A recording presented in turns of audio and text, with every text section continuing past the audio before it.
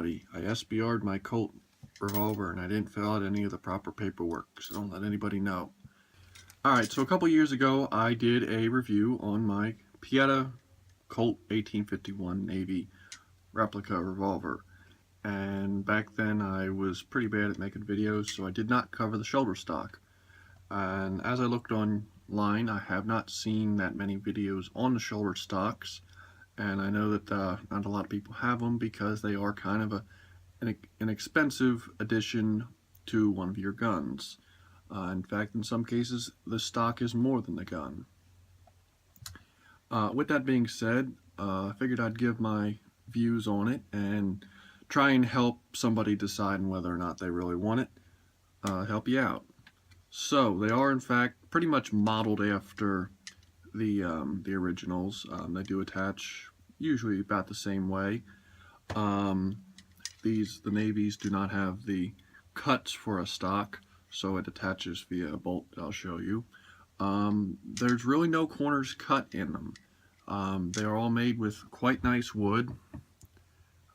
Mine's a little dinged up and everything through use, which, you know, because it's a replica, it's not as bad, but as you can see, the wood on them is very nice. It's all brass fittings, real, solid brass end cap, and mine, of course, is tarnished through use, but, for me, that doesn't bother me in the least.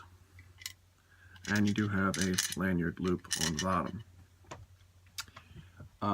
As far as attachment, each gun is different. They do make them for a couple different models, but the Colt Navy, the 1851, has a screw, and what you do, I'll take it off and then I'll put it back on for you, is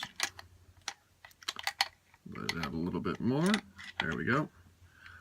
When you get your shoulder stock, what they're going to do is they're going to give you a new hammer screw. And what happens is, and I'll show you, I don't know if you can see, it is extended out on each side. And what that does is, when you attach it, see the two grooves? It actually hooks in to the grooves, and then you've got the notch in the bottom for it. So, attaching them is fairly easy once you make that adjustment.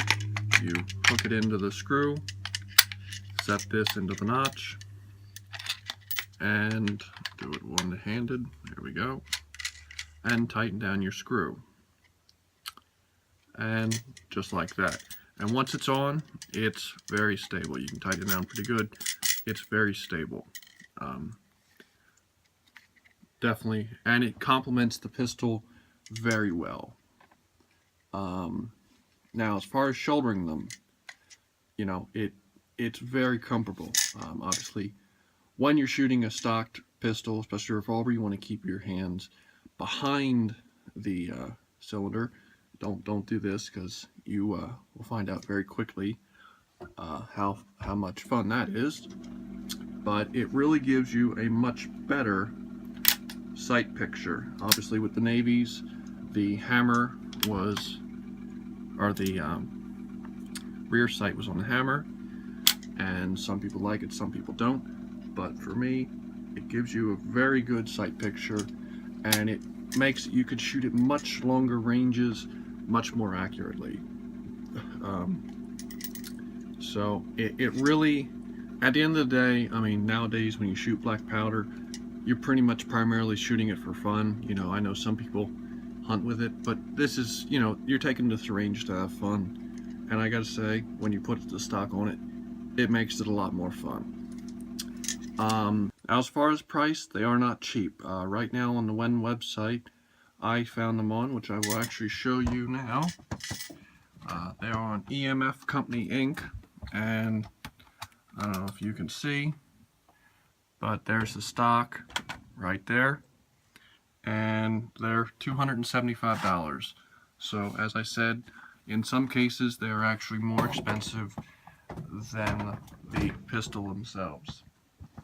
And that's, I didn't quite understand the price. They are like I said, they are well built, but you know, I guess there's a lot of fitting and everything that goes into it, so you know, it's a lot of money. I won't disagree with that. It's a lot of money, but you're basically turning one gun into two. I mean, you know, without it, you've just got a pistol. With it, you've got a pistol and basically a carbine.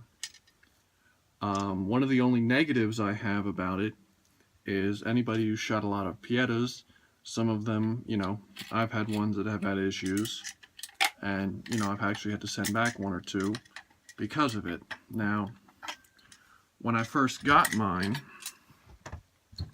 obviously the stock fit great, but my grips were a little fat right here and right here. So I actually had to go, and I know it's not the best job, I never did get around to cleaning it up, but I had to grind down a little bit to make the stock fit down around it.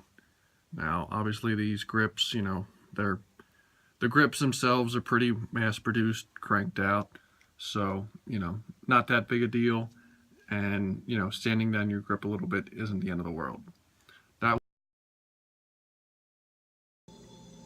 Alright, so basically this is what happens when you accidentally delete the ending to your video and then don't have the time to reshoot it because you're moving. As I was saying, that was about the only issue I had with the stock as far as installation. They're a really cool product. While they are expensive compared to some of the stuff out there, they are definitely a cool thing to have, and they're definitely built to last. Definitely, you know, you're not going to see them every day, and anytime I've taken this out of the range, I've always had people come up to me and ask me about it and want to shoot it. So, definitely cool. Now, as far as the joke in the beginning about this being an SBR, this does not make it an SBR. This, as long as you're shooting black powder, it is not considered an SBR because it's black powder. So, if you have any questions, feel free to ask them, and have a good day.